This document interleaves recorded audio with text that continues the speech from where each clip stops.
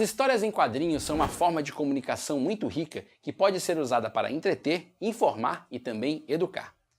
Na aula de hoje, A Linguagem dos Quadrinhos, com o quadrinista e professor Daniel Brandão, você vai descobrir os segredos ocultos por trás desse beabá das HQs. Ficou curioso? Então aperte os cintos porque nós vamos para cima e avante! As histórias em quadrinhos são uma forma de comunicação muito rica, que servem para entreter, para informar e até para educar. São uma mídia que cabe em todos os gêneros, diversos temas. Também podem ser voltadas para várias idades, tanto para crianças, através da sua leveza e ludicidade, como também a gente pode tratar da densidade de temas mais adultos. As histórias em quadrinhos, portanto, podem ser usadas em sala de aula desde a educação infantil até o ensino médio. Mas para isso é necessário que a gente entenda a linguagem, a sintaxe dos quadrinhos. A maioria das pessoas reconhecem uma história em quadrinhos quando se depara com uma. Mas pouca gente para pensar exatamente o que é quadrinhos e abrir a sua mente para outras possibilidades de plataformas, de formatos dessa mídia. Os dois principais autores que trataram sobre esse tema, que nós escolhemos aqui para o nosso fascículo, são Will Eisner e Scott McCloud. Will Eisner trata histórias em quadrinhos como arte sequencial. Segundo ele, histórias em quadrinhos é um entrelaçamento entre palavras e imagens que servem para narrar uma história ou para dramatizar uma ideia. Já Scott McCloud acha essa definição muito próxima da definição de desenhos animados, por exemplo. E aí ele inclui nessa definição a importância das imagens estarem justapostas numa sequência deliberada, ou seja, lado a lado de forma proposital, destinadas também a contar alguma coisa, a entreter, informar ou até educar. É importante frisar que a participação do leitor é fundamental para que uma história em quadrinhos aconteça. Justamente no espaço entre os quadros, também conhecido como sarjeta ou calha, acontece um fenômeno mental chamado conclusão, onde o leitor liga as imagens que estão lado a lado e dá um sentido a elas. Então as histórias em quadrinhos são uma mídia muito interativa e que tem como participação do leitor um ponto fundamental para a sua existência.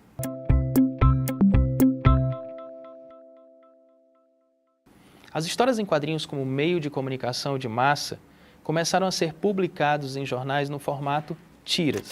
Tiras são histórias em quadrinhos, mas num formato específico. Normalmente esse formato ele é um formato pequeno, horizontal, que cabe de 1 até 5, 6 quadrinhos. Uma variação da tira diária é a página dominical. Tradicionalmente, os jornais que publicavam tiras diariamente tinham no seu jornal de domingo um suplemento com mais espaço para os autores publicarem as suas histórias. Daí esse formato diferenciado, um pouco maior, normalmente 3 vezes maior do que o espaço da tira tradicional, conhecido como página dominical.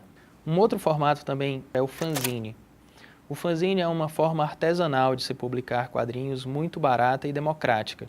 Esse formato democrático e popular ficou famoso mundo afora a partir dos quadrinhos undergrounds americanos e no Brasil especialmente a partir dos anos 70. Um outro formato também muito conhecido das histórias em quadrinhos é o formato da revista em quadrinhos. Tem diversos tamanhos. Existe o formatinho aqui no Brasil que ficou muito popular, especialmente com a editora Abril nos anos 80. Existe o formato comic book, que é o formato mais popular do quadrinho americano, e existe o formato magazine, aquele formato mais próximo das revistas semanais, álbum ou novela gráfica. Em inglês, esse formato é conhecido como graphic novel. Foi popularizado esse termo a partir de 1977 com a publicação de O Contrato com Deus, do Will Eisner. Esse formato ele se aproxima mais no formato livro, do romance. Ele tem um volume de páginas maior, ele tem normalmente lombada quadrada, um tratamento gráfico mais cuidadoso e por ter mais espaço para os seus autores, normalmente os temas abordados são mais profundos e melhor desenvolvidos. Mangá. Mangá é a palavra japonesa para histórias em quadrinhos. Normalmente eu não diferencio mangá de quadrinhos, né? Assim como os italianos chamam quadrinhos de fumetti, os franceses chamam quadrinhos de bande dessinée, os japoneses chamam quadrinhos de mangá. Uma das coisas mais interessantes das definições de histórias em quadrinhos citadas no nosso fascículo é que nós não usamos a palavra desenho em nenhum momento. Para o quadrinho existir, é necessário que haja o texto e uma imagem. E essa imagem ela pode ser qualquer tipo de imagem, inclusive a fotografia. E quando se é utilizado a fotografia como imagem numa história em quadrinhos, com todas as suas outras características de linguagem, nós podemos chamá-la de fotonovela. O webcomic é um formato de quadrinhos que normalmente é publicado na internet, em plataformas digitais, e pode ser totalmente produzido digitalmente, como pode ser também produzido tradicionalmente e depois levado para essas plataformas digitais. Alguns autores contestam a ideia de que seja realmente necessário o uso de mais de uma imagem para que exista uma história em quadrinhos. Eles defendem a possibilidade de que uma história em quadrinhos possa existir com uma só imagem, até porque em uma só imagem pode ter um contexto narrativo, pode existir passagem de tempo na leitura dessa imagem, e essa imagem pode ser construída com diversos elementos imagéticos que são colocados lado a lado numa sequência deliberada. Isso nos leva a outros dois tipos de possibilidades dentro dos quadrinhos: o cartoon e a charge. O cartoon, como categoria de arte, ele é caracterizado com uma só imagem, normalmente com um intuito humorístico, satírico, filosófico, que faça com que o leitor dê risada, pense, raciocine sobre um determinado tema que seja universal e atemporal.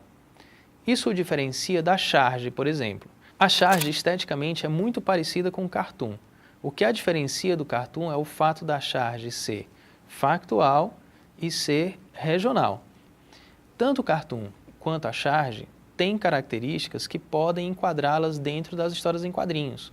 O fato de muitas vezes usarem de narrativa para se expressar e de algumas características da linguagem dos quadrinhos, como o balão, metáforas visuais, etc.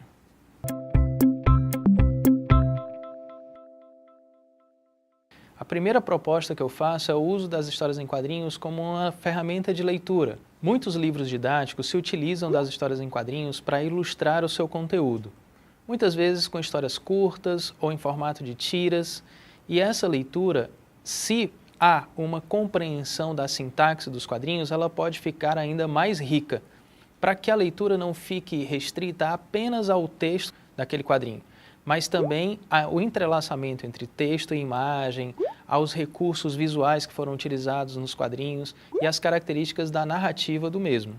Uma outra proposta muito interessante do uso de quadrinhos em sala de aula é fazer com que os alunos produzam histórias em quadrinhos. Isso pode ser usado por diversos motivos, com diversas motivações. Desde da substituição daquela ideia da redação, como é que foram minhas férias, isso pode ser contado em quadrinhos, até usos mais específicos, como por exemplo numa aula de ciências, em que os alunos podem transformar em quadrinhos a metamorfose de uma borboleta, por exemplo. É importante que o professor saiba que para isso é necessário um conhecimento multidisciplinar, que vai desde o conhecimento artístico ao conhecimento linguístico, por exemplo. Outra coisa também muito interessante é que essa atividade ela pode ser feita tanto de forma individual como em grupo, inspirado em métodos de produção consagrados de histórias em quadrinhos.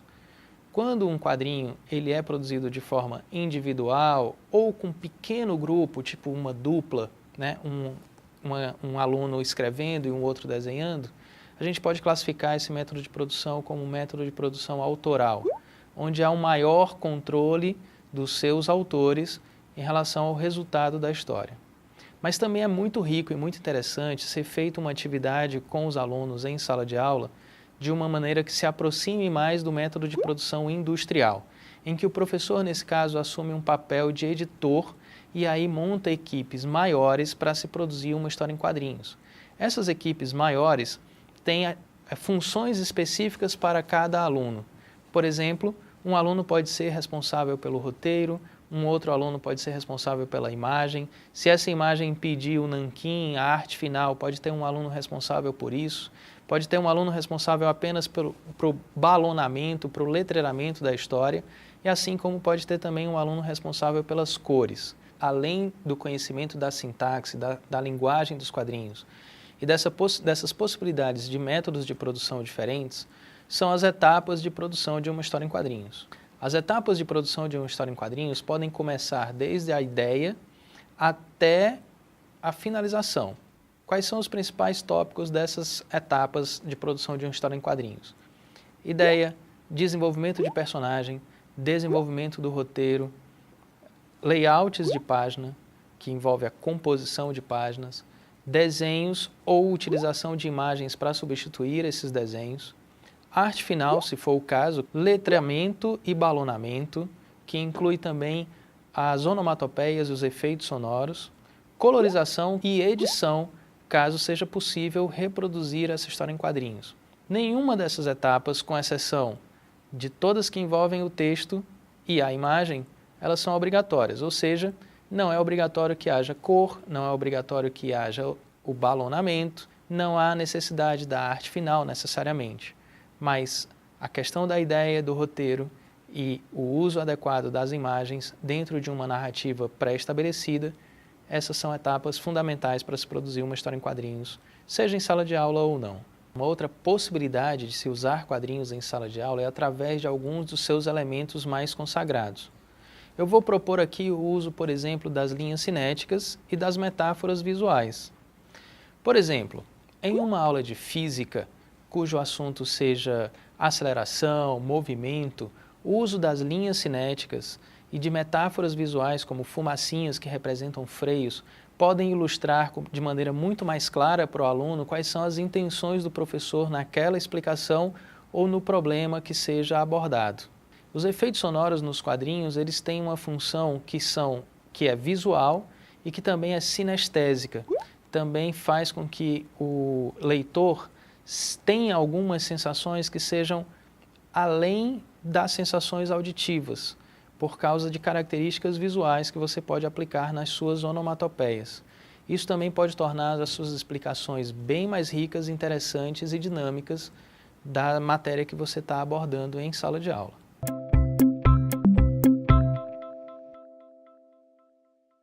Como vimos nessa videoaula, as histórias em quadrinhos são um meio de comunicação riquíssimo, que servem para entreter, elas encantam, servem para informar. O seu uso em sala de aula tem um potencial incrível.